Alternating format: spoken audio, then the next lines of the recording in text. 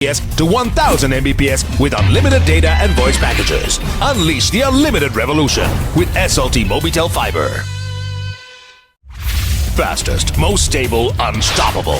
SLT Mobitel Fiber, now with unlimited packages. Starting at just 5,900 rupees per month. Enjoy blazing speeds from 100 Mbps to 1000 Mbps with unlimited data and voice packages. Unleash the unlimited revolution with SLT Mobitel Fiber.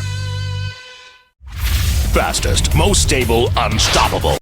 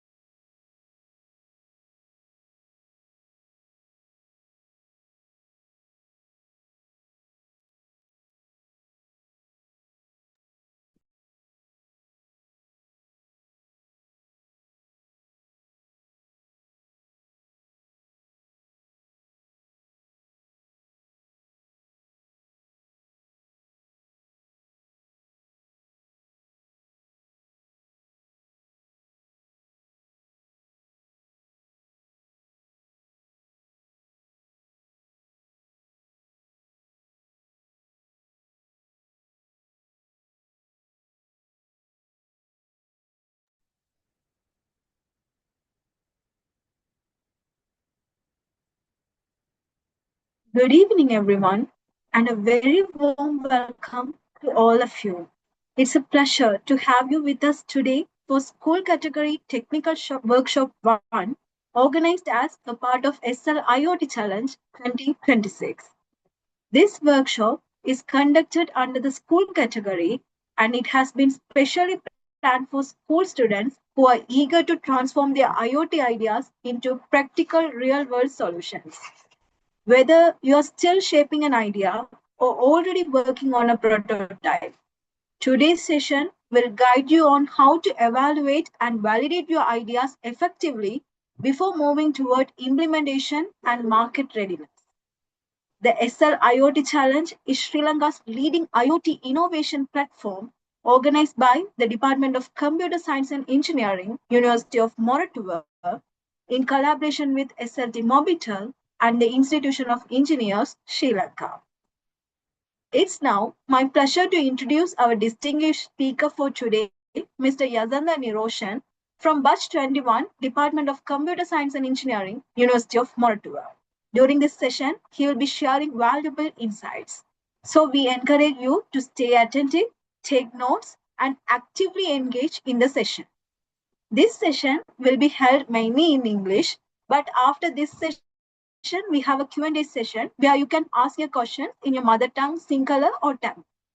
Without further delay, I now invite Mr. Yasantha to take over the session. Sir, the virtual stage is yours. Yeah, I think you all can hear me now, no? Yeah, you can. We can hear you. Yeah, yeah. So I will share my screen. So I think now you can see my screen.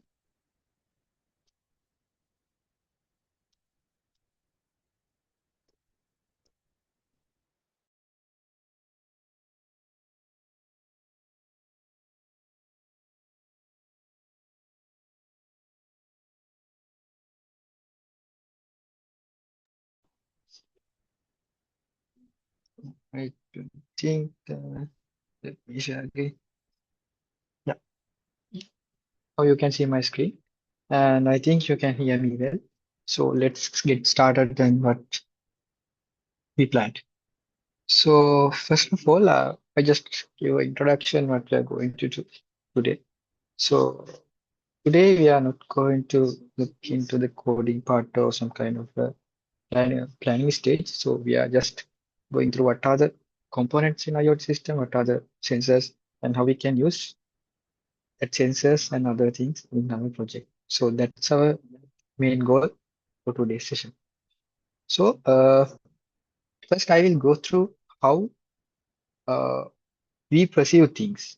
Like I think you all know that we can see the world and we can hear the sounds and we can taste the uh, different things and we can let's say smell different odors and other things. So from that we can get some idea about what is the environment and what happened in the environment. That's how we interact with environment as a humans. From that information, what we are going to do is like we can plan. Let's say if we are if we can see a vehicle coming towards you, we can make sure that we are not going to towards that vehicle. So or otherwise, let's say if we are hearing some sound like a huge uh, collision or some kind of, then we can aware of that. So according to the environment, we can act because we have our sight, our hearing, and our sensing in the taste, sensing in the smell, and other things. So when we interacting with the environment, what we are doing is basically we get some input from the environment like sight, sound, and other things. And then what we are going to do is like we process them. Like what we are going to do with this information, what we'll do in next. And according to that, we can act. For example, if you are seeing, let's say if you are seeing some kind of ice cream.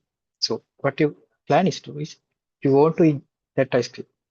Then what you are going to do is like you will use your hand to get that ice cream. So basically what we are going as a humans, what we are doing is like we get the different input from the environment and we process that inputs like what we are going to do and then we plan what to do and do that stuff. So that's how basically humans think can work. So what about machines? How they interact? How they interact with the environment? So let's go about that. So as I explained above, basically we are sensing things like we get the information. We are calling that is sense. And then we processing that information. For that we are calling decide. And again, after that, we are using some actions according to our plan. We call that act. So basic as humans, when we interact with the environment, what we are going to do is like we sense the environment and we decide what to do, and then we act accordingly. That's what we are doing in the doing as a human. So let's move to the machines. So when it comes to machines, how we interact with the machines, like what is the like your favorite machine? Most of you, I think, uh, work with I think mobile phones. So I think now chat is open, so you can send a message. What are the machines you can see in your environment? So this is some kind of a uh, like online meeting or some session, but I would like to interact with you.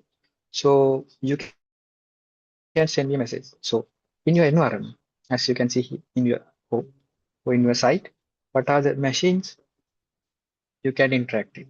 Yeah, one got the one has sent that laptop. Yeah, I'm waiting for other messages like what are the machines? Yeah, mobile phones, laptops, 3D printer, uh-huh, 3D printer, MSI, okay, tablets. What are other machines? You can send anything.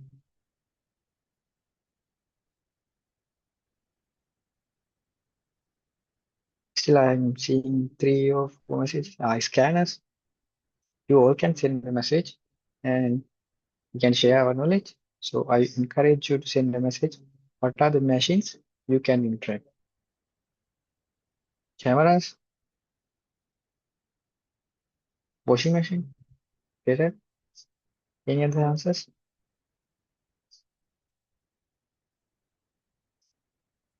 Raspberry Pi, very good. What are the machines you can see? Cars, okay. Smart TV.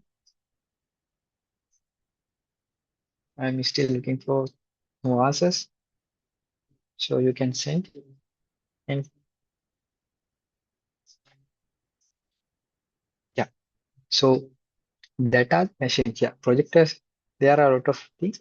So that are the machines we can interact. Uh, that's are the basically machines we are interacting. So in the most of machines, what we are going to do is like we give some kind of input to the machine. For example, I will go to the next slide. So you can see that this is a computer. So what we are going to do is compute is, I think you all are playing games now, you know that. So what we are going to do is like we give some kind of inputs in our keyboard and the mouse. And from that keyboard and the mouse input, computer can act and then give us some kind of output in the display. For example, when you are playing a game, what you are going to do is like you will use some keys to, for let's say a car game, you will use uh, some keys to drive your car. Let's say in a some kind of other game or multiplayer or some kind of game, then you will use your mouse for aiming and other stuff.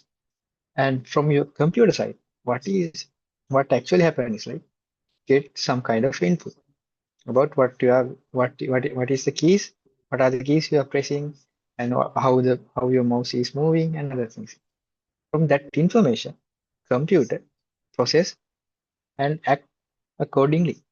For example, if you are using arrow keys for driving, you know that upward arrow is can be used for the acceleration. So when you are pressing upward arrow key, the computer decide that our car need to go forward. That's how computers work.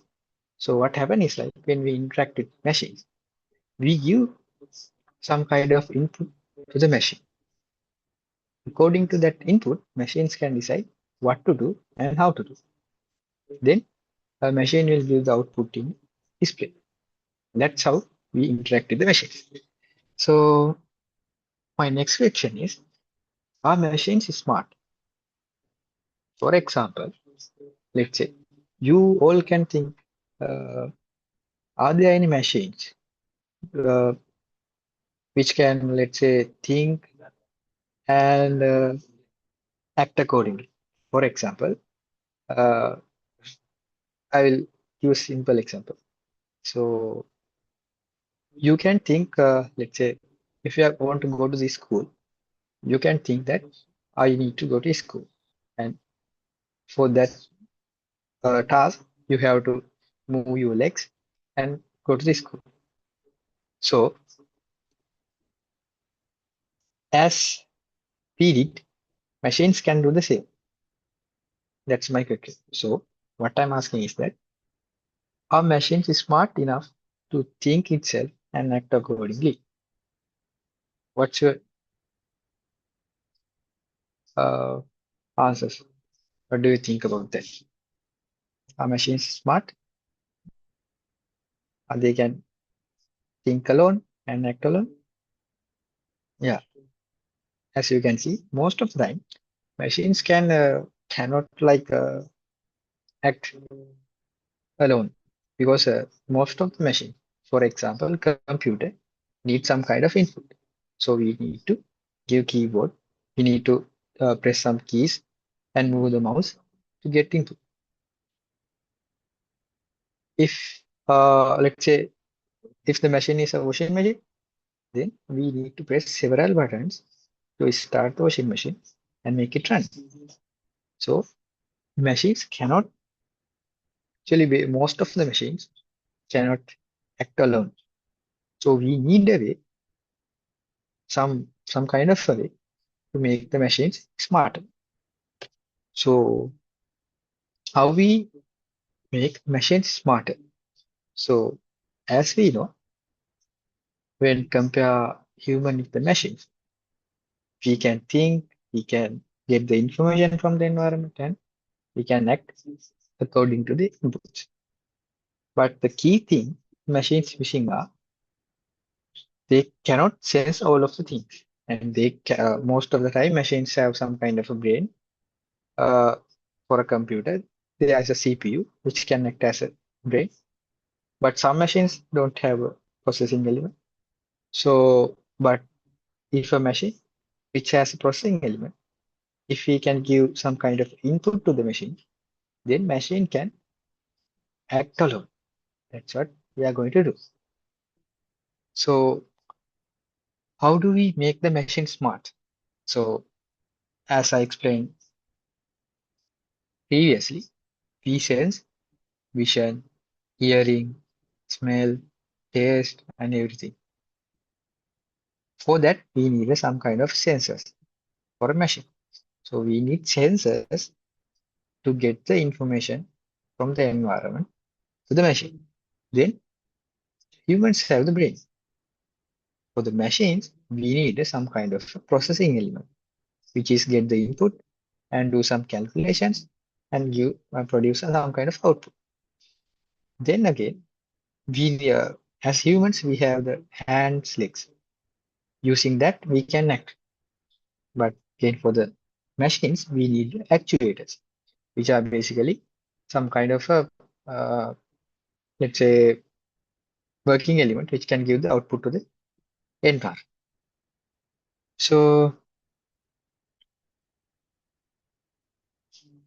as I explained, IoT is a network of connected smart devices that can sense, process information, and act. So IoT is not a one smart device. Smart devices which are connected so they can communicate with each other. The main thing is like the smart devices can sense, process information, and act accordingly. Also, in IoT, there are a lot of that type of smart devices connected to each other and working together was a particular goal. That's what IoT is. So I will show a simple IoT example, but I'm not sure about that. This audio is audible, but just watch the video.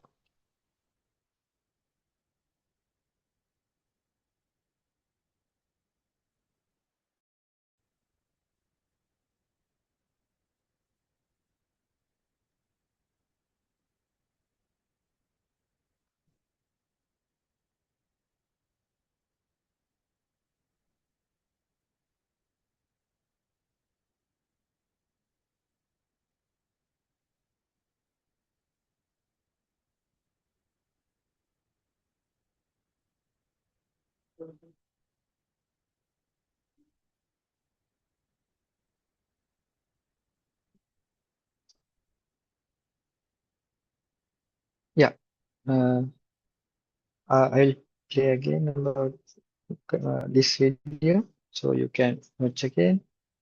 So just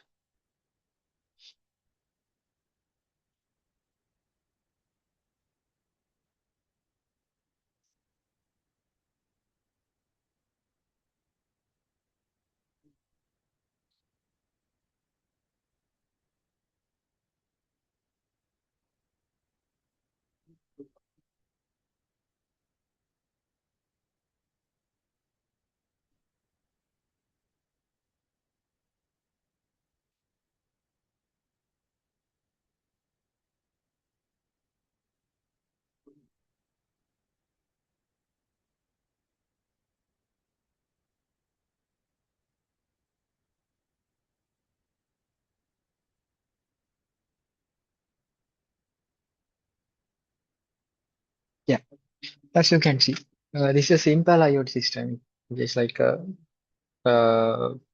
LED strip where it lights up when you are going near it. So it's just not a big product, but as you can see here, they have earned, I think, more than $17,000. So this is a simple project, but product is actually good. So before we are going to dive into much about what are sensors and other things, let's try to break this product, like how we can make these type of products. If we can make these types of products, how we can implement it? What are the sensors? What are the processing elements we can use? So for that, I will simply go through uh, explain. I will explain simply about this system. So as you see in the video, this is the screenshot I captured from the video. So I have like uh, as I think you can see the letters in here. So yeah, what I did was like the this is from the video, so you can see that there are three different components we discussed about. First one is the sensor. So you can see that there is a radar sensor. This is the one we are used, which is used for basically get the location of a human or some kind of moving object. So it is used to get the location of a moving object or a person. For that, from that information, we can calculate where the moving object is, and what we are going to do is that using that information, we can light up the LED. That's what this project is doing. So I will go through what's happening again. So this project has three main components, like as we discussed before. First one is the sensor, and the second one is the decide processing element, and third one is the actuator. So for the sensing part, there is a radar sensor. Radar sensor, what happens is like in the radar sensor, we can get the position of a moving object or a human. From that information, we can process, let's say, where the human or the moving object is, and what we are going to do is like we can find that location and light up that LED. So that's what this project is all about. And actually, this is a simple project, but it has earned, I think, more than $17,000. So you can also do that kind of things. So when we building some kind of IoT systems, the first thing we need to do is like we need to identify these three components. Uh, because the for IoT system, most important components are sensing, deciding, and acting. So before we are going to build an IoT system, we can break any IoT system in these three components. First one is the input. Basically, we call them as sensors. So for the sensors, for a human, there are five sensing, like sight and hearing and smell, taste, and touch. For the humans, we have five sense types. We can see, we can hear, we can smell, we can taste, we can sense the touch. But for the human, we have to give the each of these sensing elements, like sensors to the machines. So from these kind of sensing methods, we can give meaningful information to the processing element. So the processing element can act, processing element can decide and act accordingly. So for an IoT system, these are the eyes and ears. Sensors is the eyes and ears. So this is the, I think I included most of the sensors we are used frequently. So as you can see, there are a lot of sensors, uh, more than there in the world. But for the, I think frequently we are using these kind of sensors because other sensors are some kind of designed especially for special occasions. But these are the main sensors we are used in most of the application. So I will go through each of these sensors so you can get the idea how these sensors can be used for your project. The first one is the camera module. As you can see, there is a camera module which is actually captured uh, some kind of let's say visual thing in the environment which we are calling scene and give that to the processing element. So for the camera models, there are I think different kind of camera modules for specific occasions. Like if you want to let's say ma- get a picture of heat, yeah, using IR cameras. If you want to get a picture of normal view, we are using just normal cameras. And if you want, let's say, high resolution, we can use a different type of camera module. But usually, what camera modules do is get the sight. That's the thing we are doing. Then we have the sound sensor, which is like get the sound from the environment and share that to the processing element. So also there are more different kind of sound sensors, but usually most of the sound sensors has like this type of aluminum cylinder, which is like which is the one actually captures the sound from the environment, and from that mic we can get the sound information in the environment. Then we have the RFID sensor, which is basically, I think you know about, there are some kind of ID cards and like bank cards which are communicate with the radio frequency. So we can detect that cards using this RFID sensor. Then we have this ultrasonic sensor, which is actually most used sensor in hobby projects because it's very cheap and we can use very easily. So what's happened if this sensor is like we can emit sound wave, and that sound wave is will reflected on hard objects like doors and different kind of hard objects, and from that uh, reflection we can calculate what is the distance between the sensor and the object. So then we have this PIR motion sensor, which is like sensor we can use for detect we can use to detect some kind of motion in the environment. So it's gives some kind of output, like if there's a motion it gives a 1, if there's an in motion if it gives 0. So this sensor is actually used for most of the, like security cameras and other things to detect the motion. Yeah. Then we have this IR sensor, which is most likely to detect the different textures. Like if we want to detect like white background from the dark background, we can use IR sensor. Also, there are some IR sensors we can use to measure the distance. Yeah, yeah. Uh, as I mentioned before, the sensor used in the previous video is a radar sensor. That's, I think I mentioned that in that slide. So you can see that there is a radar sensor, which is also same as the motion sensor. But the difference between motion sensor and the radar sensor is like radar sensor, we can get the accurate information about where the object is in the environment. But in the uh, PIR sensor, like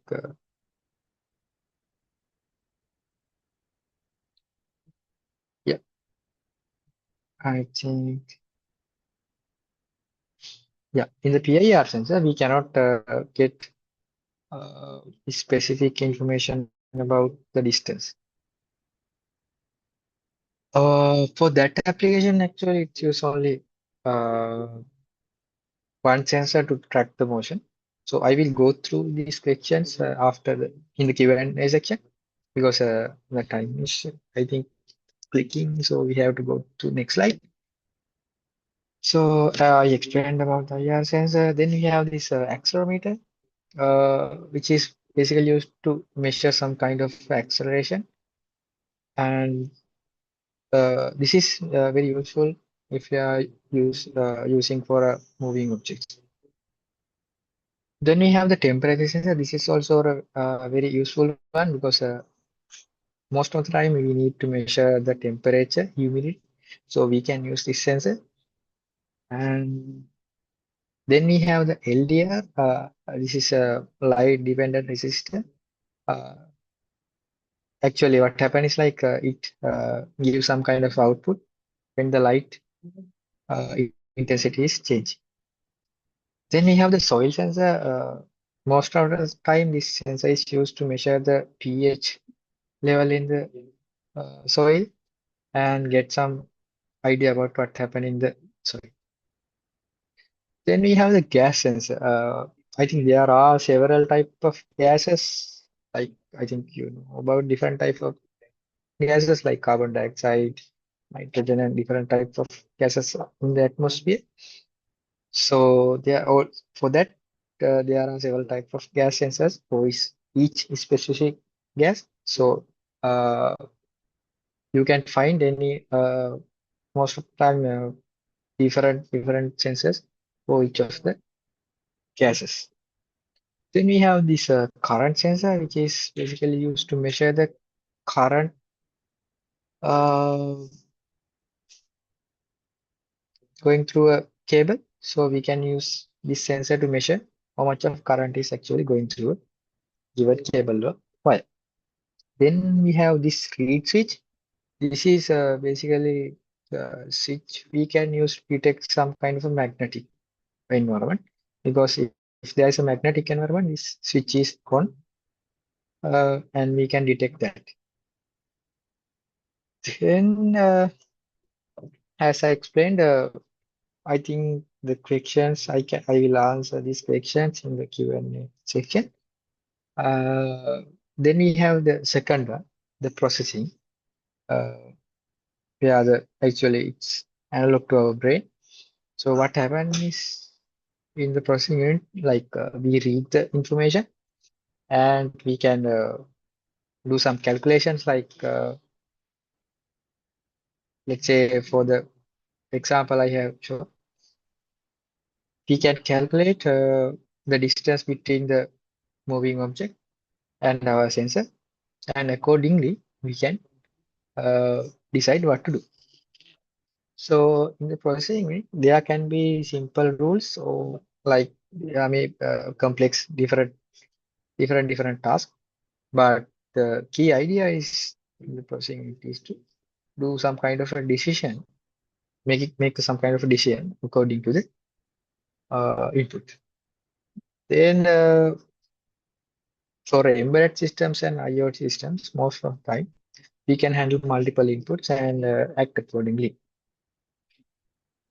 For the processing units, also there are several candidates like Arduino Uno, Arduino Mega, not mentioned in here, but we must even Mini and RS51, STM32, ESP32. There are a lot of processing units for specific use cases.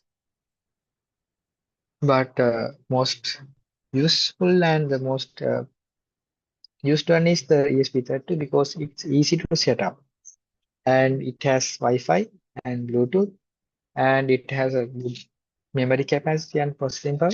So most of the applications we are using ESP32, because actually it's very cheap and it's easy to set up and do the stuff. Then we have the final and the last component, which is the actuators, which is the component we are used to act. So actuators, I think you have seen these actuators like LEDs and DC motors and servo motors and GM motors. We are using these kind of actuators to act in the environment. So we can use LEDs to show some kind of output, or we can use DC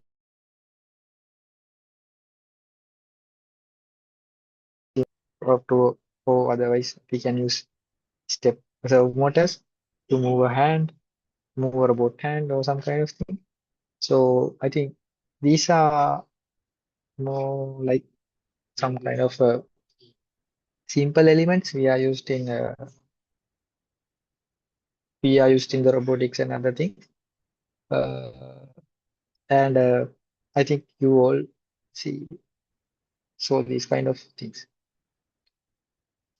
Yeah, I think I explained the main components in IoT system. So the next one I want to highlight is, let's say if you are planning for some kind of IoT project, or if you are already have some kind of idea, but you want to get idea about what are the sensors I need to use, what are the processing element I need to use, what are the actuators I need to use.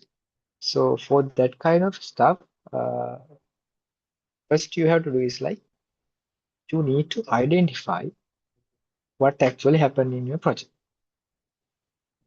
After that, you can uh, break down your project into three components, as I mentioned before. First one is the sense, then we have the process, and then third one is the act. So for a IoT application, if you are trying to build some kind of project, or if we are planning to do some kind of thing, my advice is first try to understand system in that three components. You have to identify what are the sensing components, and what are the processing components, and what are the actuators.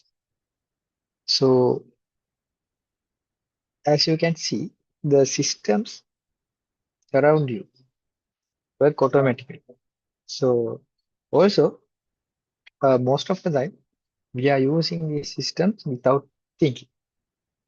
And one thing I have to mention is like there are like IoT types projects, but actually they are not IoT because they are not connected uh, to each and everyone. Because it's like for example, for if you are, for example, if you say for a water tank, there is some kind of a method which is turning off when the washing. Also, you can see that your washing machine will stop after the cycle is completed. Also, you can see that like rice cookers are switching to warm mode when the uh, rice is okay. So these kind of things actually not IoT systems, but they are like some kind of automation. So you have to identify if your project is a IoT project or automation, and then apply that uh, three component methods to make sure that you have a good idea about what's your system. Then we have, so this is the thing I have already told. So if you are planning to do a, like if you are planning for a building some kind of IoT system, you need to break down that your system into blocks. First one is the sensing part, second one is the processing part, third one is the acting part. From that three components, you can identify. So, what are the sensors I can use for this application? What are the processing unit I can use for this application? And what are the actuators I can use for this application? Then you can plan your project and build up your project. So that's the main thing I want to highlight from this session, because the next session will cover the hands-on experience things and give some kind of idea how to program these kind of things and how to connect each of these components and make sure these are working correct. So for this session, what I want to do is like I want to make sure you have some kind of idea how to break down a system, how to break down your system into three components and try to understand what are the main components in your system. So that's all I want to talk about. So we can go to Q&A session. So yeah, uh, will first answer the questions in my chat box. So can you give explanation about MPU 6050 sensor? Yeah, MPU 6050 is a sensor which has an accelerometer and the gyroscope. So what you can do with that sensor is you can measure the acceleration and uh, the tilting angles and other angles. Yeah, that's the thing you can do with the 6050 sensor. So if you have any questions, you can put a message in here. Also, I think uh, in yeah, if you have any question, you can put message in chat box. And I think Cozy member will also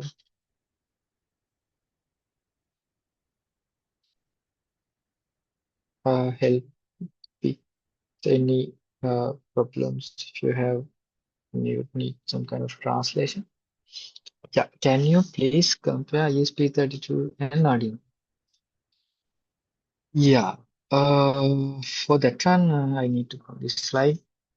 Yeah, usually Arduino Uno is a product which is used for prototyping, and most of the time the problem in the Arduino is its lack of the memory, like the RAM and the flash. So you will not be able to like program with the complex task, but you can do simple tasks. But when it comes to ESP32, it has good memory like RAM and the flash. And also additionally, uh, Arduino Uno is like in Wi-Fi and Bluetooth, but in the ESP32, we have the Wi-Fi and Bluetooth, so we can connect to our routers, so we can connect to our mobile phones via Bluetooth. And that's the difference between mostly in the Uno and the ESP32. Yeah. Then I think video submission date will be announced by the OC. I'm not about that. And yeah, we can buy temperature sensors in Sri Lanka. What you have to do is like you can search in Google temperature sensors for Arduino or ESP32, and you can see different sites and shops where you can buy temperature sensor in Sri Lanka.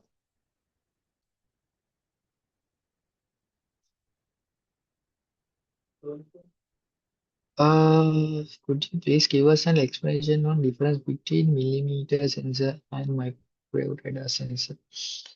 Usually, I think, as I mentioned before, there are a lot of sensors which are we can use for different applications. So what you can do is like you can search the difference between any sensor in the Google because some of the sensors actually I'm not aware. And thing is like if you need some kind of sensor, say if you need to sense, for example, if you need to sense the let's say some kind of lighting effect. So you can search in the Google and see that are there any sensors for that specific use case. The next question actually I cannot translate this one, so I think I will put this into OC member and see. Uh, yeah, I will put this message to OC member and get the translation. Yeah, then we have can we buy a temperature sensor? What are the processing boards we can use other than ESP32 for IoT projects with camera processing for affordable price? Yeah, that's depend on your task because if you need to get more processing power, you can use something like Raspberry Pi or some kind of thing. But that depend on your use case, and you have to decide if you are using ESP32 or go to a Raspberry Pi. Yeah, I already explained that we can buy temperature sensor in Sri Lanka. Can you give us this recording of soon? Possibly, I think the Mosi member will give the recording. And can a software system running in a computer also be considered as a IoT system? Uh, yeah, if it is connected to other computers, and we can actually consider it as a IoT system. Sir, could you please give us an explanation on the difference between, I thought that easy target user Raspberry Pi in the competition project. I think there is no any constraint about the hardware components in the SLIoT challenge, but I think the OC member will explain about that. They are asking whether there is chance. Yeah, I think for a sensor, I think there is a chance to fail because most of the time, due to the environmental conditions and the power conditions, some sensors may fail, but most of the time, uh, it's very rare, but it can be happen. That's it. Uh, for the judges mainly බලන්නේ මොනවද? I think that question I don't have idea about that. Like, but there is a I think OC member will talk about that. There will be some kind of flyer or some kind of document which give idea about how the marks are allocated and how the uh, your marking will happen in these submissions. So currently, so the current sensor can measure solar power battery. Yeah, uh, yeah, you can measure the solar power battery current if you are connected that battery to another actuator or some kind of thing, because to measure some kind of current, there should be some kind of current flowing through that wires to current. So if you need to measure the voltage, you can use other sensors like voltage sensors. But if you need to measure current, you can use this sensor. Yeah, that's sections, I think. Yeah. In this section, as my knowledge, Arduino is programmed via computer, so it will be hard to monitor progress without Wi-Fi Bluetooth. Right. Yeah, usually the Arduino is programmed via computer, but you can use some let's say USB cable, which can then you can monitor through your computer.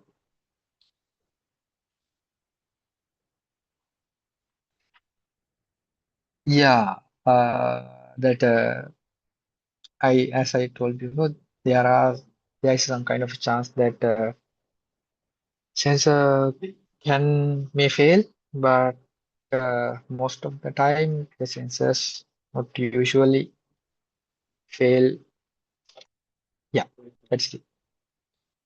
Mm, can we get the Raspberry Pi? What do you mean by can we get Raspberry Pi board?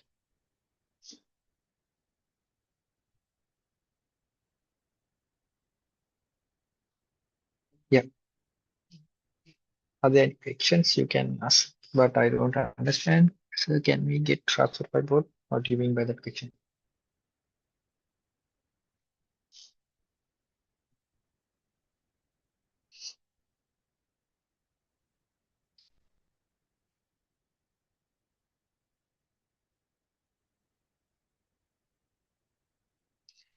For the grading part and the other, like the deadlines, I think OC member will give announcement about that. I think for technical things, you can ask from.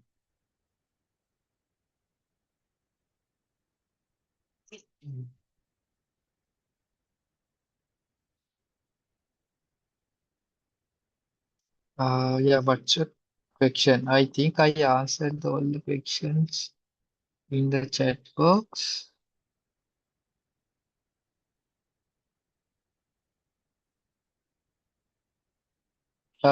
May recording group එකට දාන්නද? I think it will be answered by the OC member. Probably yes. Yeah, the thing is like, how do we integrate AI to IoT systems? Um, for that, actually, I need to think. So, yeah, the first thing you need to do is like you need to have a working prototype. Otherwise, you cannot integrate AI into IoT system, because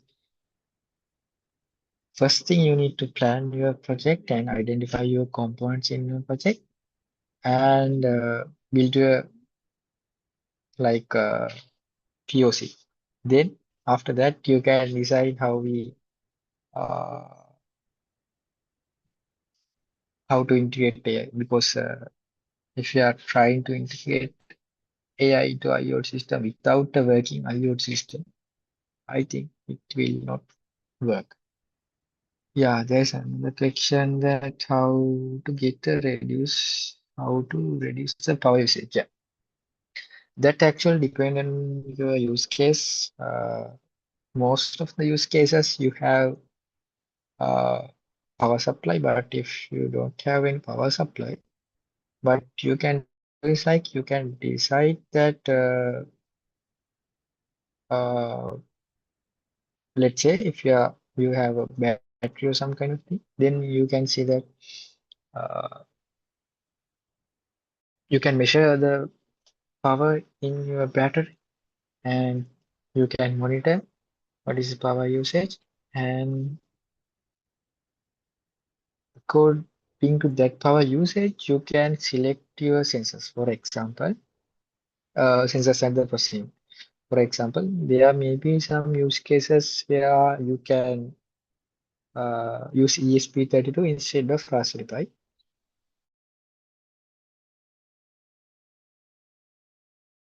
Deciding the correct processing elements and the sensors, you can reduce the power usage. Other than that, you can do like there is a method called like, let's say if you need to get temperature readings for every 5 minutes, what you can do is like you can take the temperature reading and then publish or act according to that temperature reading and then go to the sleep mode.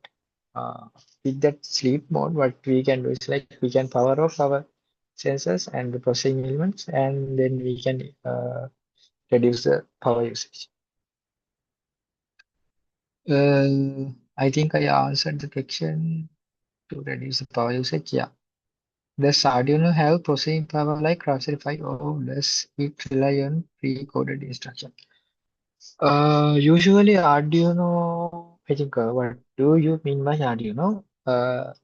Let's say if for Arduino Uno, uh, I don't think that it has much power as Raspberry Pi, because Raspberry Pi is like a mini computer. But for Arduino, I don't think you can do that much of work as the Raspberry Pi. So for the coding part, actually, you can code your Arduino Uno or Raspberry Pi. Yeah, but for the processing power, I think Raspberry Pi has more processing power compared to Arduino. That's depend on your use case actually.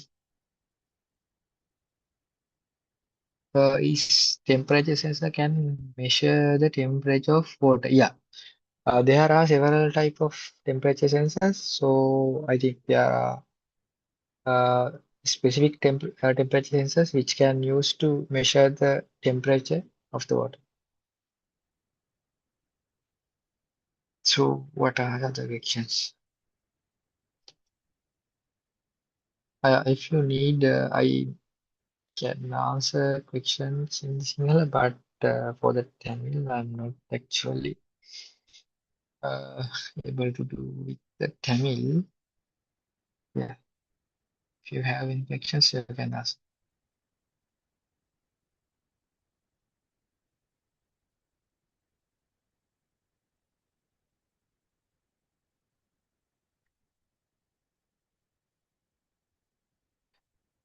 Do you have any other questions?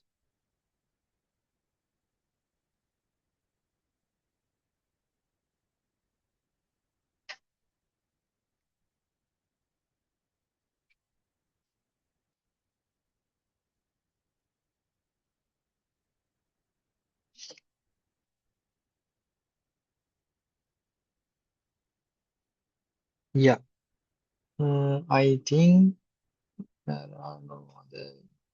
No. Yeah, let me go through the chat and see any other questions. No, I think I answered all the questions in the chat box. So, yeah, uh, I will I will stop my screen share and I will pass my mic to computer. So, the OC will, I think, announce about your deadlines and other next steps you can. So yeah.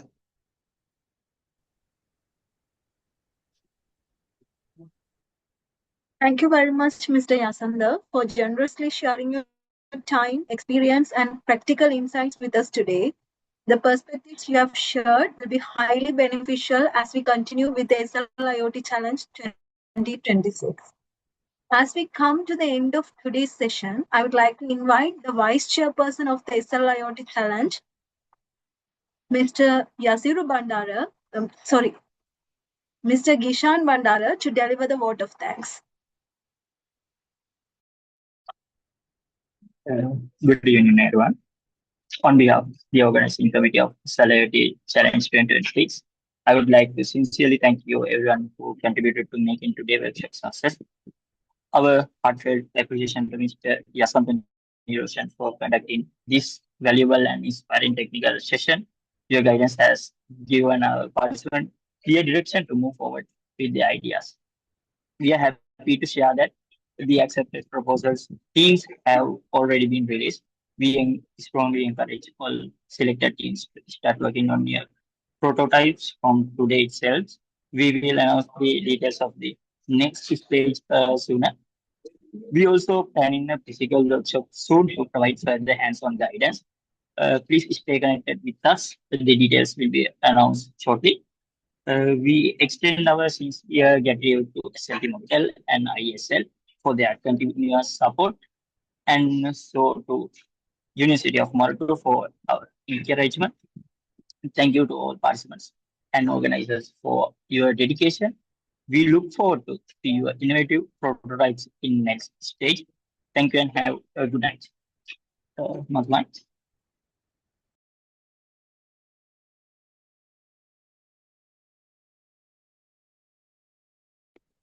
You are muted, Mazlan. Oh, yeah, sorry. Thank you, Mr. Gishan.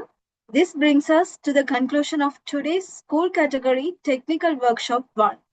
We have planned another technical workshop specially for school category students physically at University of Moratuwa, and we will announce the date and time soon. We encourage all participants to join these workshops and apply the concepts as you further develop your IoT solutions. And also, we will share the necessary details regarding the video submission within tomorrow. Thank you all for joining us. Have a wonderful evening, and we wish you every success in your IoT journey. Signing off, I am Madhumai Swetha.